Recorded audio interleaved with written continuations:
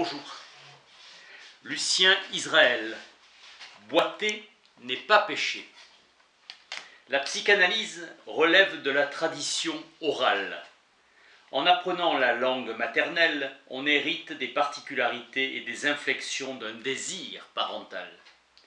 Il n'est pas plus inconvenant de boiter au physique qu'au moral.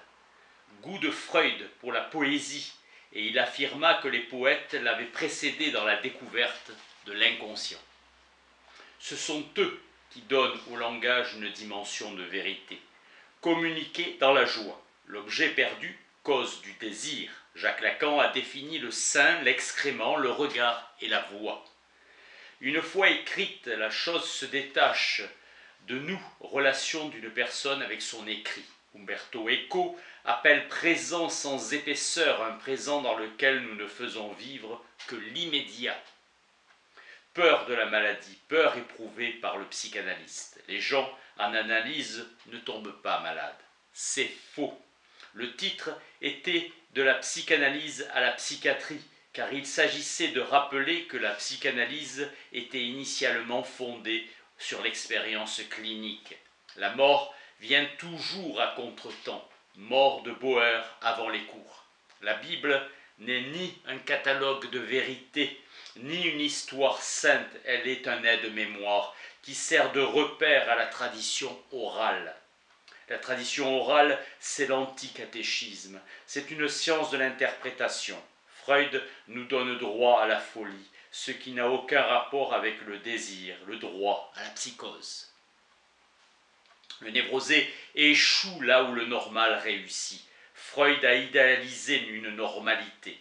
Les mécanismes de défense du sujet normal sont plus efficaces que ceux du névrosé, car pour lui les défenses lâchent et il en souffre. Chez le normal, elles tiennent, content de ses loisirs organisés et de sa consommation au quotidien. La réussite que les parents escomptent pour leur descendance, qu'ils crèvent assis sur un tas d'or. Freud appelle le caractère obsessionnel, le caractère anal. Le névrosé échoue et le normal qui réussit. Argent, c'est le paranoïaque. Le désir n'est pas compatible avec le bonheur. Être normal, c'est être névrosé. Le névrosé, c'est celui qui laisse apparaître le conflit inconscient. Le comportementalisme est pour Freud une naïveté. La folie, c'est le renoncement aux critères et aux références de la normalité, le renoncement à ce qui fait courir le monde.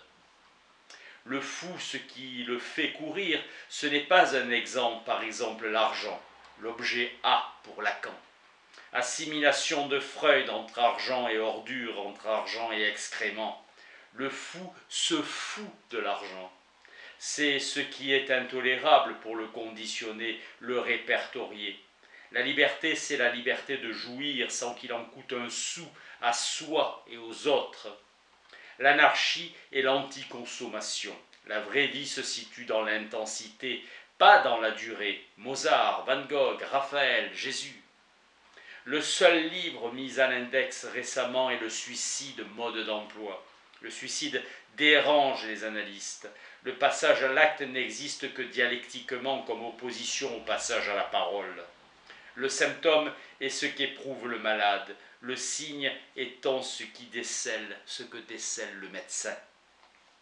Symptôme signifiant mais non verbal, souffrance liée à une affection somatique. Symptôme comme compromis entre un sujet et son entourage qui s'exprime autrement qu'en parole. La névrose pour Freud était le stockage qui déterminait une souffrance. L'inconscient peut être entendu comme un réservoir. Le travail psychanalytique est un travail de libération. L'inconscient est universel, la névrose est l'ensemble des symptômes. Le chasseur lit des traces qui pour nous sont totalement imperceptibles. Le niveau néothénique que peut atteindre l'être humain, c'est le dépouillement du fantasme, l'accès à la castration symbolique et cette néothénie à laquelle accède l'analyse et l'ascèse, zen, soufisme. C'est toujours l'inconscient qui est maître du jeu. La névrose obsessionnelle est élaborée pour lutter contre la perte de l'objet. effort des obsessionnels pour s'assurer que rien ne se perd. Pensée de Bergson, l'intelligence est une incompréhension naturelle de la vie. L'amateurisme en peinture se traduit par une projection permanente dans le travail du peintre. Critiquer le tableau, c'est le détruire, lui.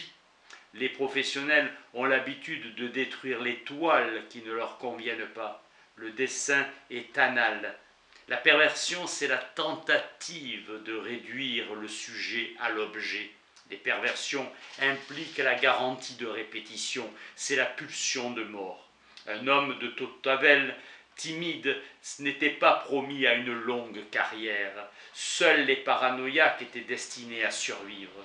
Le névrosé est amené à se conformer à des exigences sociales qui privilégient certaines expressions. Le sujet se conforme parfaitement à la contrainte sociale. Les personnages avec un masque vont arriver à s'accomplir. J'ai ce qui te manque, je détiens l'objet. Dans la phase active, les symptômes surviennent. Ce n'est pas ce que je veux, ce n'est pas ton objet que je veux. Le délire de la revendication dans la société m'a pris quelque chose, accident, guerre, et il faut que la société me le rende. Il faut se garder d'analyser un lien amoureux et on y trouve toujours la nécessité. Tout état de grâce cache ce qui était inévitable. Petite phrase de Freud où la névrose obsessionnelle est un dialecte de l'hystérie. Pourquoi sommes-nous tous des névrosés? L'effet de toute psychothérapie est de faire accéder un sujet à une appropriation de termes qu'il emploie. Les drogues mettent en contact avec une expérience ineffable qui n'est pas articulable en paroles, mais qui laisse en nous une trace. Les expériences ultérieures ne sont que la tentative de retrouver cette expérience primordiale qui est définitivement perdue. Le bébé apprenti parleur est livré à une mère qui va tout faire pour obtenir de lui le maximum de jouissance. Un miroir qui n'est encore que le reflet de l'inconscient de la mère. Lorsqu'on parle, on ne dit pas tout. Délire d'un auteur qui a écrit Entomologie et psychanalyse, décrivant le contre-transfert du psychanalyste comme relation mâle-femelle dans le monde des insectes. Psychanalyste bouffant le cerveau du psychanalysant, le savoir est du côté du sujet qui parle. Malgré les questions qu'adresse l'analysant, définition d'Aragon et de Breton sur l'hystérie, c'est un mode d'expression. L'hystérie exprime les conditions infligées à l'amour. L'hystérie met en jeu le corps, il y a une forme de violence exercée sur lui. L'hystérie n'est pas une maladie, c'est un moment dans l'évolution de chacun. Chacun de nous est appelé à dépasser ce moment pour se reconquérir car la liberté est fonction de cette conquête. La souffrance de l'hystérique est ambiguë. C'est l'entourage qui se plaint et qui voudrait que cela change. L'hystérique défie le médecin en cessant d'affirmer un savoir aliénant pour les malades. Oser dire « je ne sais pas », début d'une psychothérapie efficace. Par son exigence, l'hystérique nous amène à découvrir les fonctions des manques, désir de ce qui nous manque. Les hystériques enseignent aux hommes qu'il existe un amour au-delà du sexe. Le viol est une spécialité humaine, ce sur quoi on n'insiste pas suffisamment. Lazègue disait que l'hystérie n'était pas définissable, et il a raison, on s'obstine à tenter de définir l'hystérie comme une maladie. Il devient un malade comme les autres à partir du moment où on l'a rendu malade. Même en présence d'événements dont la réalité est incontestable, leur intégration dans une personnalité n'en relève pas moins du fantasme. Accepter les hommes avec leurs limites, par récurrence à faire accepter le père tel qu'il est, non pas comme il est, comme souhaité. Aussi, le patient voit le psychanalyste qui devient un homme comme les autres et donc il n'a plus de raison de prolonger cette expérience. L'homme qui n'en finit pas de persécuter les femmes a beaucoup de mal à parvenir à l'âge adulte.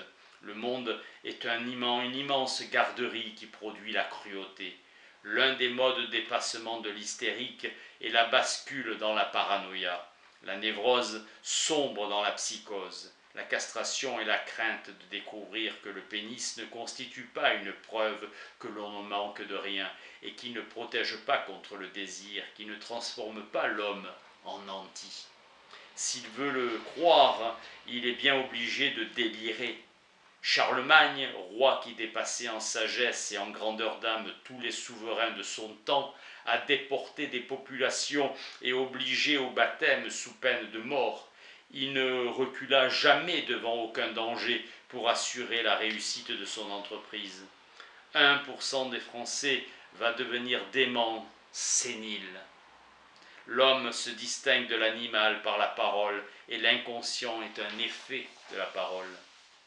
Le désir ne connaît pas d'objet spécifique. Le complexe d'Oedipe est le passage obligatoire nécessaire à toute formation d'une personnalité normale. Être libre, c'est être contraint de se prendre en charge. Lévinas montre qu'il n'y a de liberté que dans l'éthique, dont l'exigence ultime est la responsabilité de l'autre homme. Orwell a inventé la guerre permanente pour éviter que se révèle une infantilisation de la population. L'affirmation de la différence méconnaît que l'autre est aussi mon semblable. Le caractère anal décrit la réalité masculine. Il est l'échec de l'homme.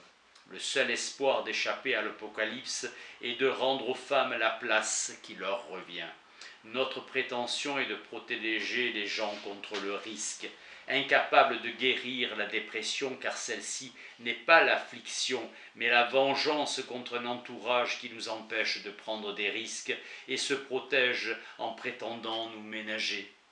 Une analyse manque à sa dimension essentielle, celle du désir et de la joie de vivre. La parole descriptive émousse la parole jaillissante. C'est pourtant en ceci que consiste l'enseignement de Freud. Prêter l'oreille à ce qui rompt la monotonie. Il ne faut pas confondre le respect de la parole de l'analysant et le silence complet. Le silence ancre l'analysant dans la conviction qu'en quittant son analyste, il a perdu quelque chose, ou mieux, quelqu'un. Le transfert établi le temps de la séance perd son importance par rapport à l'intervalle entre les séances. Barthès le rappelle, partout où il y a attente, il y a transfert. Je dépends d'une présence qui se partage et met du temps à se donner. Barthès nous éclaire, le discours amoureux est aujourd'hui d'une extrême solitude. La séance est un temps féminin, l'attente.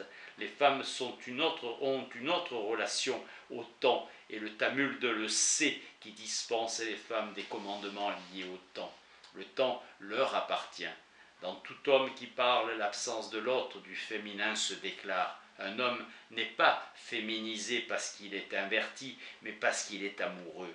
Mythe et utopie, l'origine a appartenu, l'avenir appartiendra au sujet en ce qu'il y a du féminin. Pourquoi des enfants? Être comme tout le monde, alors que les enfants sont destinés à nous distinguer d'autrui, à être les porteurs de notre différence. Les raisons d'avoir des enfants servent de confirmation à la croyance des parents, croyance dont ils ne sont pas si sûrs que leur vie a un sens. Le monde a toujours été invivable et la vie sans garantie. La psychanalyse consiste à débarrasser le patient de tous les modèles qu'on lui a proposés, formant sa personnalité. L'enfant est un objet idéal, il illustre la virilité du père et l'épanouissement de la mère, et il est porteur de tous les espoirs. Ainsi, il y a ingratitude des enfants. L'enfant compensateur de nos échecs, l'enfant justification, atteste que notre vie a un sens, idée d'une intentionnalité transcendante. Heureux les enfants qui naissent sans qu'on sache trop pourquoi. Ce dont tu as hérité de tes pères, acquiers-le pour le posséder. Tâche prophétique de Faust. Freud éclaire l'analyste. La résistance est résistance contre le désir, contre la satisfaction du désir pour mieux conserver ce désir. S'étonner qu'il n'y a pas davantage d'études sur l'humour de Freud. Il n'y a pas d'analyse sans humour. Mouvement de résistance à l'oppression, marque sa propre liberté. Les régimes ne suffisent pas à supprimer le fond d'ennui. Oser prendre le risque du désir, la société ne le conseille pas. Le contraire de l'ennui, c'est la fête. Je n'aurai pas de prix Nobel. On ne conservera pas mon sperme pour engendrer des génies, se consacrer à la liberté des gens, amener un sourire sur le visage des êtres humains mène à d'autres satisfactions. Merci.